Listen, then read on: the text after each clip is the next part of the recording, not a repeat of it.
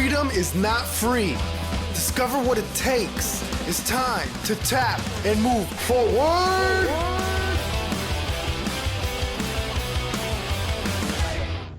Hello and welcome to Tap and Move Forward. I'm your host, Lynn Shelley. Today is a special release. It is off my normal schedule because this episode is very unique and I thought it deserved some special attention. This interview is with Lindsey Stacy, wife of Kenton Stacy. On Kenton's fourth combat deployment as Explosive Ordinance Disposal, or EOD, he was severely injured. He's a quadriplegic, his throat and voice were severely damaged, and he suffered a traumatic brain injury. He has 4 children and an amazing wife. Lindsey was willing to be interviewed to give us all a little perspective on how life changes for injured veterans and for their families. I hope we all can take a minute to appreciate the members of the military who so willingly put themselves directly in danger's way and how it can impact them and their families. As a Warrior Challenge, I encourage you to reach out to a veteran that inspires you, like Kenton, and do something to show your appreciation. Now the interview with Lindsey Stacy. So, Lindsey Stacy, it is a pleasure to have you on the show. It's a little bit of a unique experience. Do you have military experience yourself? No, just as the military spouse. Right. So we're having you on as a spouse. Your husband was, he was Navy EOD, right? Yes. When did you guys, was he already military when you met? No, we actually were married before he actually even joined the Navy. Was that a discussion that you had together? It honestly just kind of, it fell into our laps and we discussed it, but this was never on our radar. Why did he want to join the military? He actually, he went to the Ohio Fire Academy and he was on 2 auxiliary teams in our hometown and then like a town over, and he was looking for full-time work. And it just happened to be, I was looking in the newspaper and there was an ad for firefighters, and it was a 1-800 number. It said nothing about the Navy. And he called it and he went over to the recruiting station, and from there he joined the Navy. So initially, did he join as a firefighter? He actually did not. They made him go to like your A school. So once you went to EOD school and dive school, if you failed out, you would have to fall back on your A school. And he actually, he wanted to be a fireman in the Navy, and it just never worked out that way. All they had was like hall technician. So he went to that A school in Great Lakes after boot camp. And then after A school, he went down to Panama City to dive school. And then he went over to EOD school at Eglin Air Force Base. How were you feeling about it when he was enlisting and going through all those schools? We were married and they wouldn't let me go, so I just stayed back in our hometown. I was kind of excited and nervous all at the same time. It was definitely a new experience, and I think there was more excitement than the nervousness, but and like originally he was just going to do it for 4 years so that he could get like the civil service points for like the fire exams, because if you're prior military you get like extra points for all the civil service tests in like all the towns for all the firefighting exams. So it kind of gives you like a step up because it was very competitive. And he ended up staying longer than 4 years? Yeah, he's almost at 14 in August. So he fell in love with his job, and yeah, he just never looked back. How did he take to military life? He honestly took to it very well. He's always just been a free spirit and adventurous, and just him being an EOD tech, that just was right up his alley. He really enjoyed it. Yeah.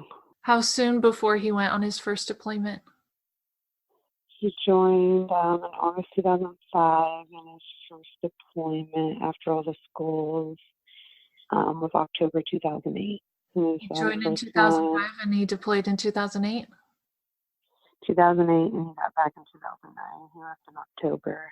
And that was to Iraq, and that was out of Unit 3, San Diego. Your audio is coming in and out quite a bit. Oh, is that? I'm sorry. Yeah. That sounds really... We live close.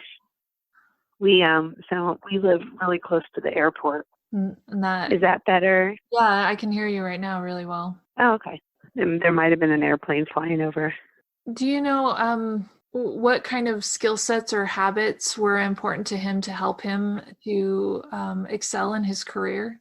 I feel like just the dedication and the hard work that, I would imagine that he was instilled with just growing up. I really feel like just set him apart. And I feel like everyone in this community, they're just the alpha type of male. So he just was dedicated, and he's had an amazing career, and he actually just got picked up for senior chief at 13 years, which is really amazing. So just, I would say all his hard work and dedication and his focus and determination. Were there things that you saw in him change when he joined the military? Yeah, I feel like he was definitely just more structured, and I remember he would always, like, growing up, because we're high school sweethearts, he'd always be late, and I just feel like it changed him in that way. I feel like it made him, like, appreciate just the time that you have together more. They are gone a lot, and we weren't used to that. We got used to it. Are there stories that he would like to tell about his military experience? I'm sure there is.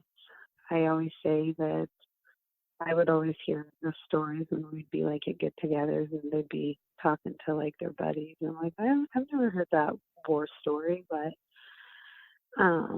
I know he doesn't remember anything from the day that he got hurt, and I actually, this deployment that he was on, he actually wrote a journal to me every day of like things that he was doing. So I feel like that was really special, and I feel like I do have those stories.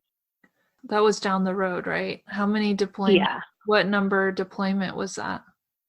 That was his 4th combat deployment. He went to Iraq once, Afghanistan twice, and then Syria was where he got injured. And what happened? He actually was like 3 weeks away from coming home. So he left in June 2017, and he got hurt November 9th, 2017.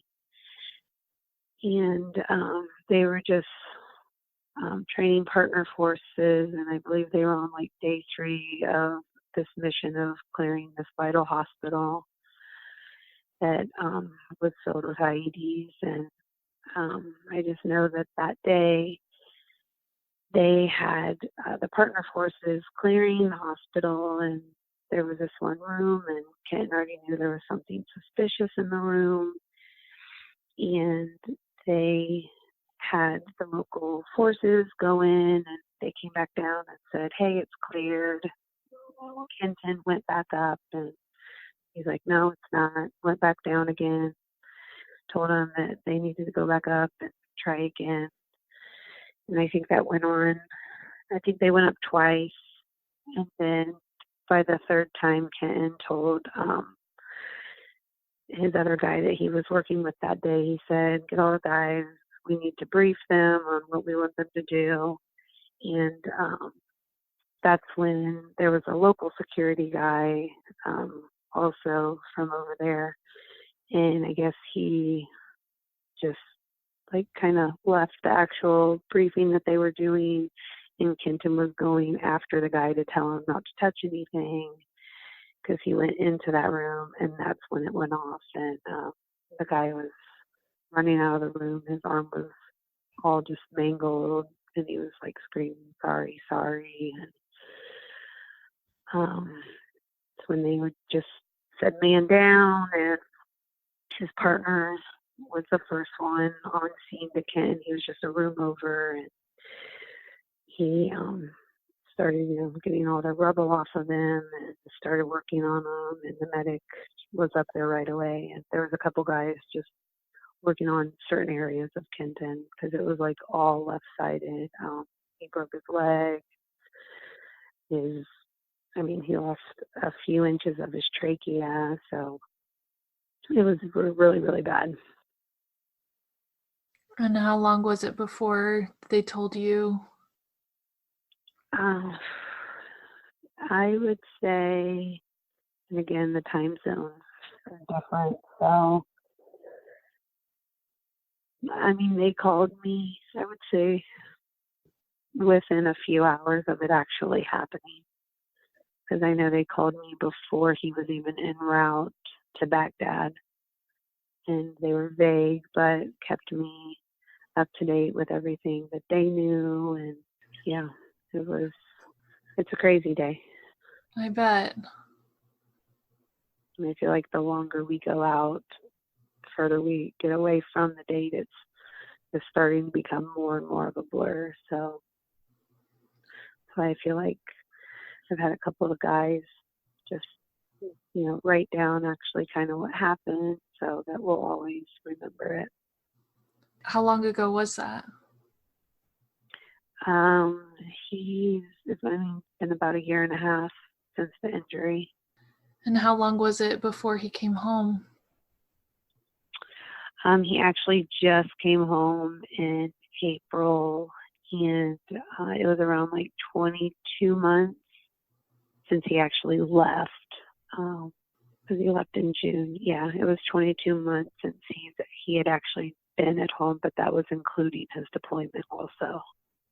Did they just not think he was stable enough to? Yeah, he wasn't. He had a really bad pressure sore, and with the VA, he gets 24-hour nursing care, so that was kind of the holdup. They needed all the nurses. They had to get so many to come into the hospital to train on everything that Kenton was going to require at home. Can only imagine how excruciating that would be for you to not be able to just be there with him.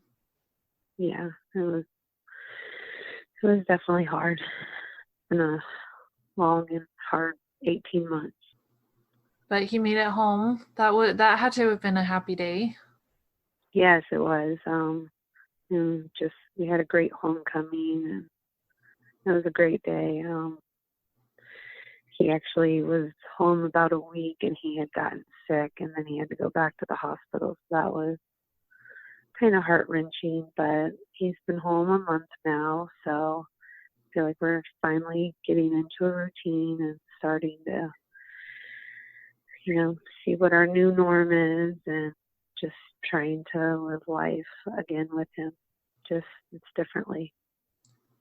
How have you been navigating that as far as discovering your new normal? I would say it's definitely had its challenges, but we're so thankful he's here and that he's home. But it's hard. I know it's hard on him when he was a very active person and a very active dad and hands-on, and just not being able to get down and play with the kids anymore. And he feels bad that he can't really help me with the kids anymore. What kind of support is most valuable to you guys right now? I would say still just his buddies stopping by and talking to him. And I wish they would kind of ask him to go out sometimes. I think that would make him feel better. And just, having all the support of the command still is very helpful, and having people help me with the kids. So the military's still been really involved and supportive and helpful? Yes, definitely. That's good. Well, I usually, like, one of the questions that I ask that's usually meant for the military member, but honestly, I'm curious as to your perception of this. I like to ask how do you re-engage yourself if you feel lost? I feel like, I mean, I talk to Kenton, but I turn to God. I know that without him, there's no way that I could do this. So I feel like I find my strength in him. And just, I feel like having that open communication with Kenton really helps. And 'cause, I mean, that's definitely different now because he barely has a voice, so I have to read his lips, and I usually have to engage the conversation first. So I just think having that open communication is really important for us so that we still feel connected and that I don't feel lost. I mean,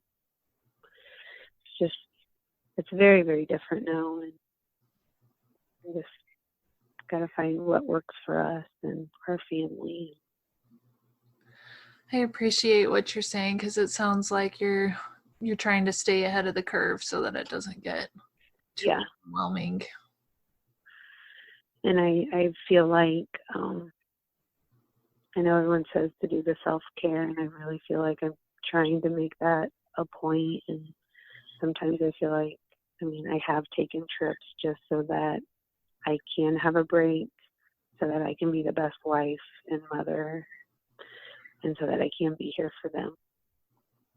And I need that, I need that break, and I need to regenerate. And Absolutely. We all need that. Yeah. Definitely. If you had a friend whose husband was enlisting, what kind of advice would you give her? I feel like I'd want to give them both advice, but I feel that it's important to just be supportive of each other. And I mean, I definitely feel like with Kenton sometimes, like, I was always very supportive of him, but that the kids and I kind of took a back burner to his career, and just that, I don't know, try to find a balance with your career in the military and your spouse and creating a family, because at the end of the day, I mean, they're the ones that are going to be here for you. It's a really powerful message coming from you. Well, thank you. And you, as a family, you try to still communicate with the world a little bit more, right? You use social media. Yes, definitely.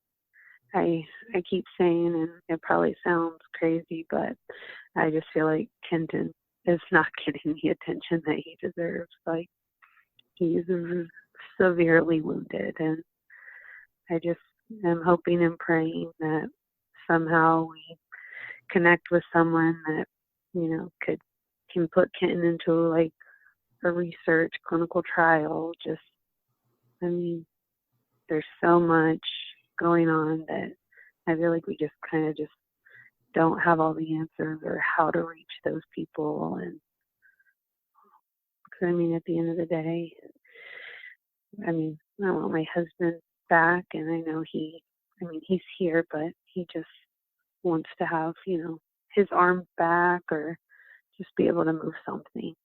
So when you say he's not getting the attention that you'd like to see him get in your perfect world, what kind of attention would he be getting?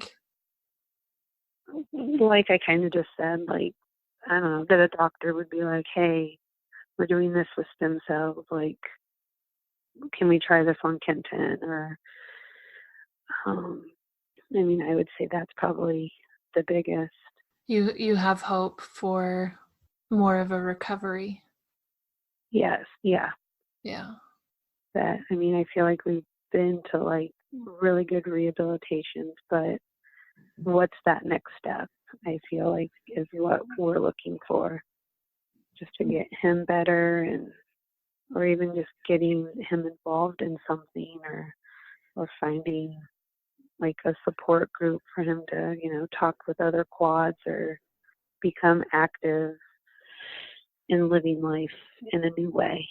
So I feel like it would just be helpful if like people would reach out to us. So I just have a lot on my plate to just continually to do research, which I'm happy to do, but if that could lighten the load, that would be wonderful. What area do you live in? We live in San Diego area. Oh, okay. So for anyone who's listening, what message would you want them to know, and what kind of support would you like to receive? I'd like to say that I just hope that Kenton's never forgotten for the huge sacrifice that he's made and that our family's made. And just that people would continue to pray for him and pray for our family. Yeah, I really appreciate you coming on the show. Oh, of course. I try to talk to my new recruits about understanding the legacy of those who have come before us, because it's really easy, and especially when you're young, to just be looking at the military as like, oh, it can pay for school. Right. And you get in and you don't realize truly that we stand on the legacy of those that came before us. Correct. So I think it's really powerful to hear real stories, though. Yeah, I agree. Have them come from real life situations. I definitely appreciate having you on the show. If anybody listening wants to follow you, where do they go?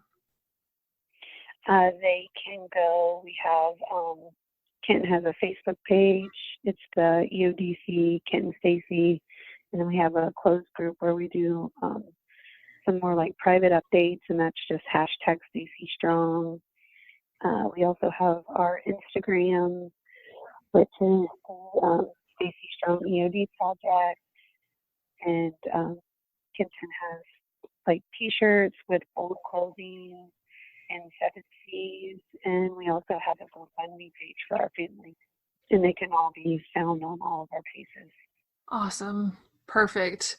And I'll include at least some of the links in the show notes for that. Awesome. Is there anything else you'd like to share? I just want to thank everyone who has, continued to pray for us and support our family, and it just means the world to Kenton and I and our children that he is not forgotten and that he's just touching so many people's lives. It's just very humbling. Well, Lindsey Stacy, thank you so much. Thank you. I really appreciate having you on the show, and I appreciate your example. Well, thank you so much. I hope you enjoyed this episode and found some respect and appreciation for those who are so willing to run into harm's way. For more information on Kenton, please visit www.tamfpodcast.com/STACY.